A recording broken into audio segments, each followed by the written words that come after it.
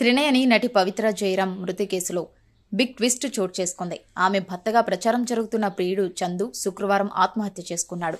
Narsingi police station పరిధిలో అల్కాపూర్ కాలనీలోని అతని నివాసంలోని చందు బలవన్మరణానికి పాల్పడ్డాడు. త్రినేనితో పాటు పలు సీరియల్స్ను నటించి మంచి గుర్తింపు తెచ్చుకున్నాడు చందు. 2015లో శిల్పను ప్రేమ వివాహం చేసుకున్న చందుకు 2 పిల్లలు కూడా ఉన్నారు. అయితే 6 ఏళ్లుగా చందు టీవీ నటి పవిత్ర జయరాంతో రిలేషన్షిప్లో ఉన్నట్లు తెలుస్తోంది.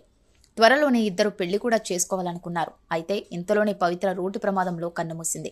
ఆమె తన స్నేహితులతో కలిసి కారులో బెంగళూరు నుంచి హైదరాబాద్ వెళ్తుండగా ఈ ఘోర ప్రమాదం చోటు చేసుకుంది. ఇదే యాక్సిడెంట్లో చందు కూడా తీవ్ర గాయాలతో బయటపడ్డాడు.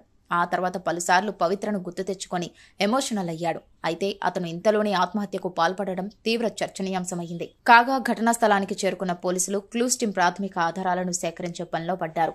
అలాగే నటుడి ఆత్మహత్యకు గల కారణాలపై పోలీసులు విచారణ ప్రారంభించారు.